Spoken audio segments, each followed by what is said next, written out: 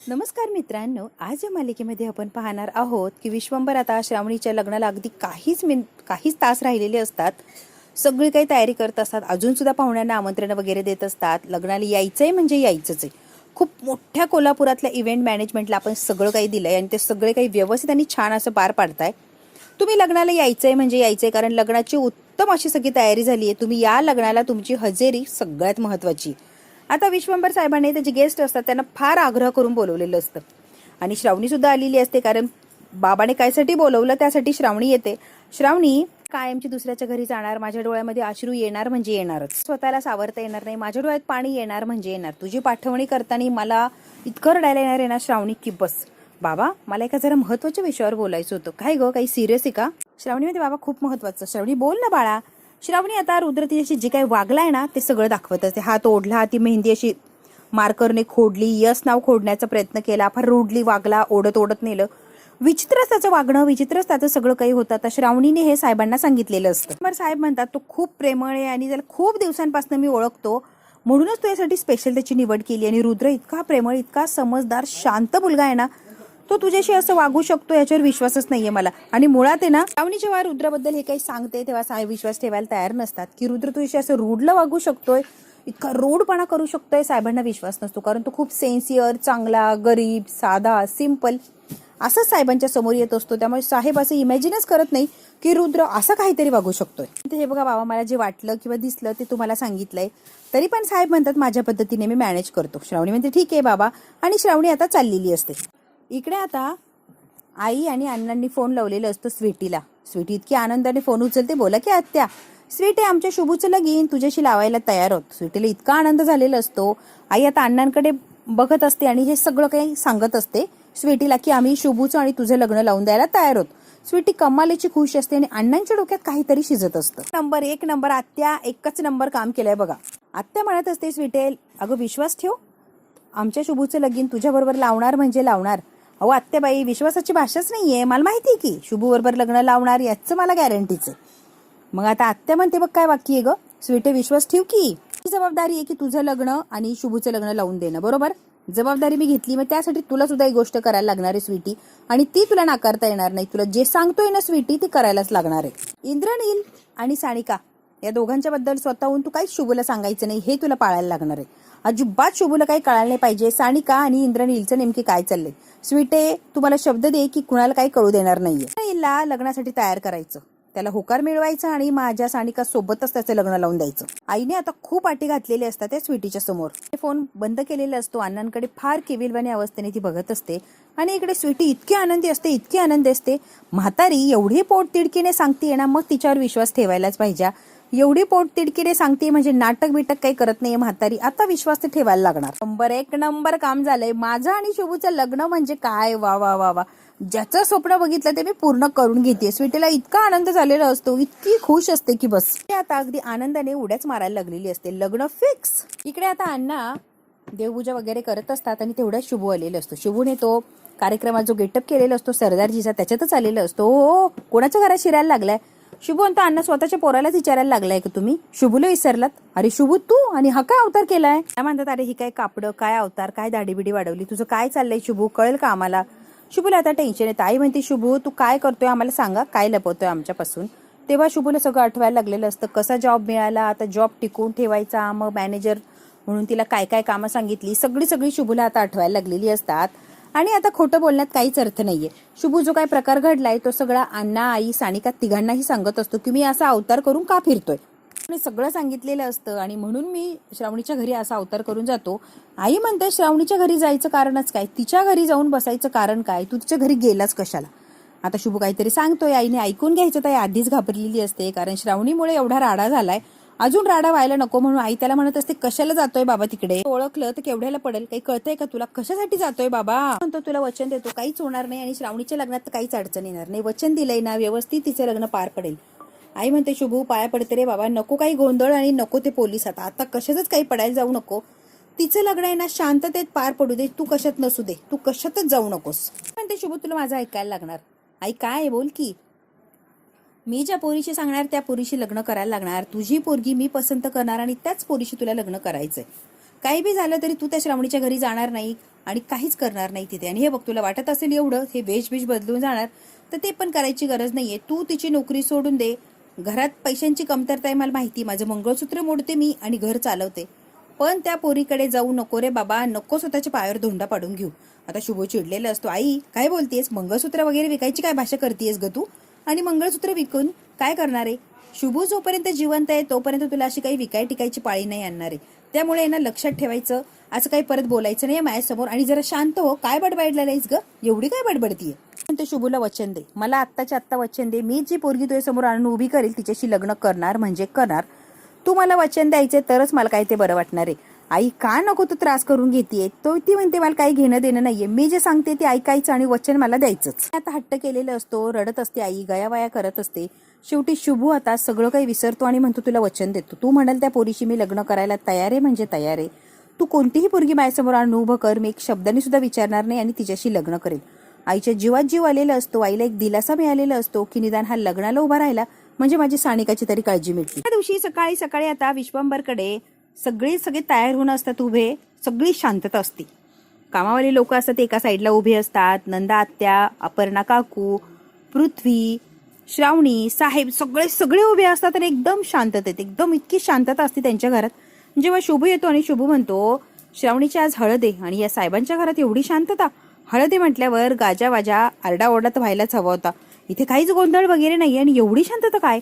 शुभूला आता टेन्शन आलेलं असतं की काय यांच्याकडे असं झालंय की एवढी शांतता आहे. जे लोक कामं करतात ना, शुभू त्यांच्या जवळ येतो आणि म्हणतो काय झालं, काही कळेल का, आम्हालाच कळत नाहीये साहेबांच्या घरी काय झालंय, आम्ही पण टेन्शन मध्ये आहे, त्यांच्या घरी शरी शांतता म्हणून आम्ही पण शांत आहे बघा, आणि काही कळतच नाहीये साहेब आम्हाला काय करायचं. आता जे विश्वंभर असतो तो एकदम आडून बसलेला असतो. जोपर्यंत श्रावणीने जे सांगितलंय तोपर्यंत क्रॉस चेक केल्याशिवाय मी काय हळदीचा कार्यक्रम पुढे नेत नसतो. नंदा अक्का म्हणते काय रे, काय एवढ्याशा गोष्टीवर अडवून बसलाय रे तू, आणि लगेच विश्वास ठेवला. श्रावणी जे म्हणते लगेच विश्वास ठेवला. श्रावणी खोटंही बोलू शकते ना, हे बघ नंदा अक्का, खोटं बोलणं खरं बोलणं याच्याशी मला काही देणं घेणं नाहीये. फक्त मला श्रावणीने जे काही सांगितलंय ना रुद्रबद्दल एकदा क्रॉस चेक करायचं. एकदा क्रॉस चेक झालं की आपण करू की कार्यक्रम पुढे. नंदा आत्या म्हणते अरे विश्वंभर, तुला अजिबात विश्वास नाहीये का रुद्रवर, रुद्र असं वागू शकतोय का. हे बघ, रुद्र चांगला मुलगा आहे, आत्या त्याबद्दल काही म्हणणंच नाही आणि तो असं वागणार नाही हे सुद्धा मला कळतंय. पण कसं आहे ना आत्या, सगळ्यात महत्वाचं मला एकदा क्रॉस चेक करू दे, माझ्या पोरीला परत पुढे जाऊन त्रास नको. त्यामुळे मला स्वतःची खात्री पटली की विषय सोडून देतो की.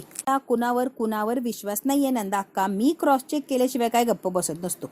आता रुद्र आलेला असतो, अगदी उड्या मारतच आलेला असतो, कारण नवरदेव हळदीचा कार्यक्रम असतो, उड्या मारत चाललेला असतो अगदी आनंदात, आणि समोर येऊन त्याला काय माहिती एवढा धमाका होणार. येतो, थबकतो, कारण एवढे सगळे लोकांनी एवढी शांतता कशी. हळद म्हटल्यावर गडबड गोंधळ तर पाहिजेच ना, काहीच नसतो, अगदी शांत असं उभा राहिलेलं असतो. साहेब बघतात, ये रुद्र ये ये ये. आता रुद्रचेही टेल लॅम्प लागलेले असतात की यांच्या घरात असं वातावरण काय. साहेब आता रुद्र आलेलं असतो आणि रुद्रला म्हणतात ये ना रुद्र ये, तुझी जरा बोलायचंय. बोला ना सर. काय, तू श्रावणीशी असं वागू शकतो यावर माझा विश्वास नाहीच, आणि तू श्रावणीशी असं वागायची हिंमतच कशी केली.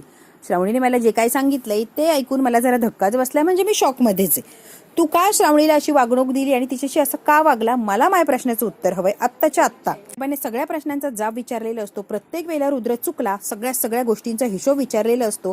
तू असं वागलाच का. आता रुद्रला सुद्धा सगळं डोळ्यासमोरून चाललेलं असतं की खरंच मी त्रासच दिलाय, मग वागला असं का, त्याचं उत्तर हवंय मला. सगळ्यांनाच धाक पडतो की साहेबांनी हे काय विचारलंय रुद्रला, याच्याने ते लग्न सुद्धा मोडू शकतंय. रुद्र आता मनातल्या मनात म्हणतो या श्रावणीने मायाबद्दल साहेबांना असं सांगितलं होय, बघ की बापाजवळ लगेच घराणं गायला लागली काय ही श्रावणी, मी कसं वाईट आता या साहेबांच्या नजरेत आणून द्यायचंय का.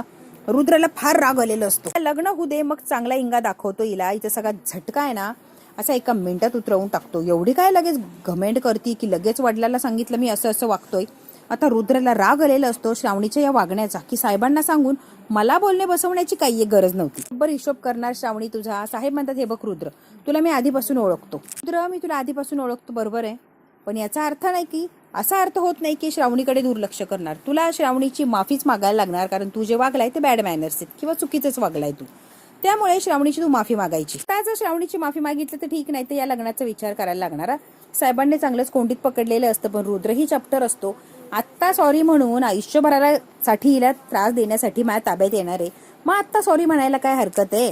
नंदा आत्या म्हणते तू काय वागतोय, कशाला माफी मागायला लागतो. नंदा आता शांत बसा, माझ्या श्रावणीला असा त्रास दिलेला मी म्हणतात नंदा आता शांत बसायचा. माझ्या श्रावणीला त्रास दिला मी काय याला सोडत नसतो. आता सगळ्यांनाच आनंद होतो, श्रावणीसाठी साहेब लढत आहे. तो रुद्र लक्षात ठेवायचं, श्रावणी माझी पोरगी आणि तिच्याशी नीट वागायला लागणार, तिला चांगलीच वागणूक द्यायला लागणार. रुद्र फार सेन्सिअर झालेला असतो. श्रावणी मी जे वागलो त्या सगळ्या वागण्याचा चुकीचा अर्थ काढला तुम्ही. अहो मी काय अपेक्षा केली, फक्त माझी होणारी बायको तिच्या मेहंदीमध्ये माझं नाव असावं, बरोबर रुद्राचं नाव असावं, असं एक सिंपल आणि साधं माझी अपेक्षा होती. आणि तीच बघायला गेलो की माझं नाव आहे की नाही, नव्हतं म्हणून ते नाव मी पेनने काढलं. तर तुम्ही किती चुकीचा अर्थ काढला आणि काय काय साहेबांना सांगितलं माझ्याविषयी. खरंच तुम्हाला त्रास व्हावा, वाईट वाटप या हेतून मी केलंच नव्हतं. एक हक्क अधिकार माझ्या बायकोवर होता म्हणून तिच्या मेहंदीत मी माझं नाव आहे की नाही बघितलं. पण त्याचं तुम्हाला वाईट वाटलंय का श्रावणी? सगळं केल्याने त्रास झाला, वाईट वाटलं असेल तर आय एम सॉरी. खरंच माझी चूक झाली, परत असं काही होणार नाही आणि माझ्याकडून तुम्हाला काही त्रास होणार नाही हा शब्द देतोय. आय एम रिअली सॉरी श्रावणी, असं परत मी कधीच वागणार नाही. सगळ्यांच्या समोर अगदी हात जोडून सॉरी सॉरी म्हणतो आणि फार सेन्सिअर आहे, शांत आहे असं दाखवत असतो. ना असं कधीच काही करणार नाही आणि सर तुमच्या पोरीला फुलासारखं जपेल. आय एम सॉरी, पहिल्यांदी चूक झाली, परत कधीच होणार नाही. असं करू नकोस हा. नाही साहेब शब्द दिलाय, परत असं नाही करणार आहे. श्रावणीची तर माफी मागितलेली असते रुद्रने. श्रावणी आता साहेबांना डोळ्याने खुणवते की असू दे आता जास्ती काही बोलू नका. मला फार छान वाटतं की माझ्या श्रावणीची माफी मागितली आहे रुद्रने. याचा इगो आहे ना ह्या ठेचायलाच पाहिजे. रुद्र आता रागाने रूम मध्ये आलेला असतो, बेड मधल्या चादरी वगैरे फेकून देतो, चिडचिड करत असतो. आता ही स्वीटी आलेली असते चोंबड्यापणा करायला. अहो रुद्र सर काय चाललंय, दमानं शांत व्हा. शांत होणार नाही, मी शांत होणार नाही. श्रावणीने तिच्या बापाला जाऊन सांगितलंय का माझं नाव, मी तिला टॉर्चर करतोय म्हणून. शांत बसणार नाही. त्या साहेबाने मला बोललं आणि तिची माफी मागायला लावली ना, मी आता शांत बसत नसतो. स्वीटे म्हणते होय ना, खरंच त्या श्रावणीने लगेच सांगितलं की तिच्या बापाला. ती म्हणते याची शिक्षा तिला मिळायलाच पाहिजे. रुद्र म्हणतो हो मिळणार, नक्कीच मिळणार आणि ती शिक्षा मी तिला देणार. शिक्षा मिळणार यात काही शंकाच नाहीये स्वीटे. पण कसं एकदा लग्न झालं ना की रुद्र प्रताप काय काय करू शकतो ना, मग तिला माझे प्रताप दाखवतो आणि तिची लायकी तर तिला त्याच दिवशी कळणार. रुद्र सर काय एवढे विचार करता आणि चिडचिड करायला लागलाय. मनाची जखम ओली असते ना तेव्हाच बदला घ्यायचा असतो. म्हणजे कसं आहे ना, मज्जा येते मज्जा. खटक्यावर बोट, जाग्यावर पलटी. तू म्हणतेस ते बरोबर आहे, पण आता कसा बदला घ्यायचा. लगेच स्वीटी म्हणते आयडिया आहे की माझ्याकडे, अशी सॉलिड आयडिया आहे ना की बघा तुम्ही. उष्टी हळद श्रावणीला लागणार आहे, बरोबर ना. उष्टी हळद श्रावणीला लागणार, त्या हळदीत ठेचा मिक्स करू की चांगली तिची जिरल. हो म्हणतो आयडिया चांगली बरं स्वीटी, पण सगळ्यांच्या समोर कसं करणार, म्हणजे शक्यच नाहीये ना हे सगळं करणं सगळ्यांच्या समोर. करला का तुम्ही, शक्य कसं नाहीये, शक्य आहे सगळं. तुम्ही पोलीस आहात ठीक आहे, पण मी आहे की तुमच्या जोडीला. एक मिनिट चट्ट दिशी आलो बघा, चट्ट दिशी आलो म्हणजे चट्ट दिशी आलो, इथेच उभा राहा, मी लगेच आलो. पिटी जाते आणि हिरव्या मिरच्या घेऊन येते. आता विचार करायचा नाहीये, या वाटायच्या आणि तिच्या हळदीत घालायच्या म्हणजे घालायचा. ठेचा केला, त्या हळदीत टाकला. जी उष्टी हळद श्रावणीला लागणार आहे त्यानंतर काय होणार, एकदा हळद लागली की काय तिच्या अंगाची सगळी आगा गुटणार. मग काय श्रावणी काय करू आणि काय नाही अशी अवस्था होणार. अगदी वेडी पेशी श्रावणी होणार आणि हेच आपल्याला बघायचं आणि याच्यानेच आपल्याला बदला पूर्ण करायचा आहे. त्यामुळे कसं आहे ना रुद्र सर, आपण हे करणार म्हणजे करणार. श्रावणीला तुमची उष्टी हळद लावणार, पण ती हळद नाही तर हिरव्या मिरच्यांचा ठेचा असणार. म्हणतो आयडिया चांगली आवडली बरं का, पण कुणाला कळालं तर अवघड होऊन बसेल. कशाला कळवलं, कळत नसतं, मी आहे ना काही कळत नसतं. स्वीटी रुद्राला सपोर्ट करत असते, तिची फक्त जिरवायची श्रावणीची एवढाच उद्देश असतो. रुद्र सर लाल बुंद झालेली सुजलेली नवरी चालेल का, चालेल की काय होते आणि काही नाही याच्याशी मला काही देणं घेणं नाहीये, फक्त बदला घ्यायचा एवढंच मला कळतं. ती मिरची घेतलेली असते ना हातातच चुरगळलेली असते. स्वीटी म्हणते रुद्र सर तिखट मिरची आहे, झोंबन तुम्हाला. झोंबू दे, मला काय होत नसतं. त्या श्रावणीला झोंबली पाहिजे आणि तिला वेदना झाल्या पाहिजेत, तरच मला कुठे छान वाटेल. काही झालं तरी त्या श्रावणीला वेदना ह्या झाल्याच पाहिजे. रुद्र आणि स्वीटी आता बिचाऱ्या श्रावणीच्या मागे हात धुवून लागलेले असतात. काहीही करायचं आणि त्या श्रावणीला टॉर्चर करायचं. आता मात्र बदला घ्यायचा म्हणजे घ्यायचा, एवढा एकच उद्देश त्याच्या पुढे राहिलेला असतो आणि तो साध्य करण्यासाठी काहीही करणार असतो. फक्त श्रावणीला त्रास झालेला बघूनच रुद्राला आनंद वाटणार असतो. लालबुंद झोंबलेला चेहरा बघायचा आहे म्हणजे बघायचाच आहे. तिला नरक यातना होताना बघितलं ना स्वीटे, तर मला कुठे आनंद आणि बदल्याचं समाधान मिळणार. हे स्वीटीचं आणि रुद्राचं जे बोलणं आहे ते विशालने ऐकलेलं असतं. विशाल म्हणतो कितने नीच लोग है, कितने गिरे हुए इंसान है, इतने नीचे गिर जाएंगे कि श्रावणी को कुछ भी कर सकते हैं और कोई भी ठेस पहुंचाने के लिए तैयार है, खाली इनको बदला लेना है. विशाल को बहुत बुरा लगता है जो स्वीटी और रुद्र जो बात करते हैं वो विशाल ने सुन ली होती है और वो उसे जरा भी अच्छा नहीं लगता. विशाल म्हणतो बहुत हो गया, इस बार भी चुप रहा, तो बहुत नुकसान हो जाएगा। एक लड़की की जिंदगी बर्बाद हो जाएगी और किसी लड़की की जिंदगी बर्बाद नहीं होनी चाहिए। मैं खुद सबको बता दूंगा ये रुद्र सर क्या चीज है। तो मुझे ये बात शुभू को बतानी ही पड़ेगी कि रुद्र सर और स्वीटी क्या कर रहे हैं। मैं अभी इनकी जो सच्चाई आहे सबके सामने लाकरी राहूंगा। आता विशाल अगदी घाईघाईने गेलेलं असतो, कारण त्याला हे सगळं शुभूला सांगायचं असतं आणि स्वीटीला एवढ्या मोठ्या संकटातून वाचवायचं असतं, श्रावणीला एवढ्या मोठ्या संकटातून वाचवायचं असतं। आत्या बडबड करायला लागलेली असते, काय केलं काय बोलला तुझं तुला तरी कळतंय का? रुद्र म्हणाला की हिची माफी माग, तुला काही कळतंय काय रे? आणि लग्न मोडायला निघालास, लग्न मोडलं हिचं आणि रुद्रचं, ते श्रावणीला काय कायमची इथे ठेवून घेतो की काय? विश्वंभर जरा डोकं वापरून बोल की, ह्या श्रावणीसाठी काही करायला तयार आहे, ती कशी वागते हा विचार येतो का डोक्यात? विश्वंभर म्हणतो हो ठेवीन की, आयुष्यभर माझ्याजवळ ठेवीन, मग मला काय अडचण नाहीये, पण तिचं वाटोळं होऊ देणार नाही। श्रावणी लगेच साहेबांकडे बघायला लागते, इतकं प्रेम आलेलं असतं यांना श्रावणीवर, इतकं की बस खूप प्रेम करायला लागलेले असतात साहेब। ते म्हणते हिला इथं कायमचं ठेवून घेणार होय, वा रुद्र काय होईल याचा विचार केलाय का? तुझं करिअर मुळे आधीच किती बदनामी झाली माहिती ना रे, कशाला काय वाढवतोय रे प्रकरण? गोष्ट लक्षात ठेवा, तुझे सगळे प्रकरण माहितीये, हिचे सुद्धा सगळे प्रकरण माहितीये, तरी सुद्धा रुद्राने श्रावणी बरोबर लग्न करायला होकार दिला याचं तरी भान ठेव आणि त्याचे उपकार मान की, त्याला कसल्या माफ्या वगैरे मागायला लावतोय रे तू? ना जरा विश्वंभर विचार करून वागा, हिच्या प्रेमासाठी काही करायला जाऊ नकोस।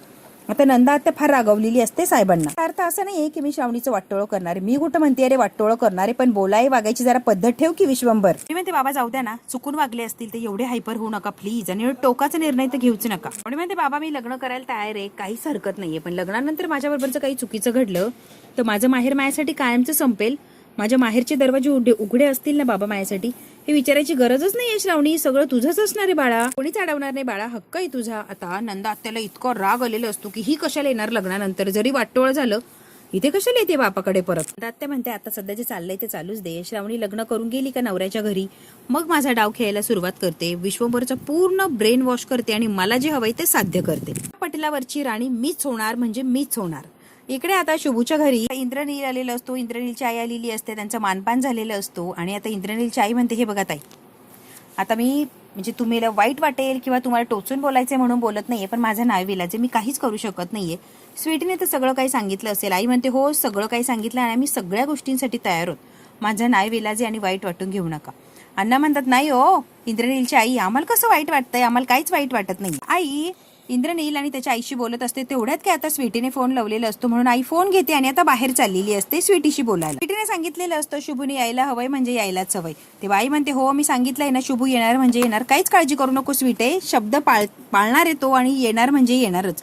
आईने आता फार वैतागून फोन ठेवलेलं असतो आणि श्रावणी हे सगळं स्वीटी सगळं हे मुद्दाम करत असते, तिची तयारी चाललेली असते, शुभू सगळी काही तयारी करत असतो, सगळं व्यवस्थित पाहिजे कारण साहेब आधीच चिडलेले असतात, आता कामात कुठेच कसूर नको म्हणून शुभू स्वतः लक्ष देऊन सगळं काम अगदी बारकाईने बघत असतो। मुलगा पळत आलेला असतो, शुभूला धडकतो, शुभू म्हणते का रे बाळा काय झालंय, हाताला वाघ होती हाताची, मी खेळत होतो पडलो तेव्हा एक समोरून माणूस आला आणि त्याने मला हातात हात घेऊन उठवलं, त्याच्या हाताला काय होतं काय माहिती, इतकी आगाग होती, इतकं झोमतंय ना तेव्हापासून काका तुझ्या लक्षात आलेलं काहीतरी गडबड आहे बरं। शुभू आता विचार करायला लागलेला असतो, काहीतरी गडबड आहे आपल्याला शोधून काढायला लागतो, म्हणतो मला रुद्राच्या रूम मध्ये जाऊन बघायला लागणार, मिरच्या कशा लागल्या या रुद्राच्या हाताला।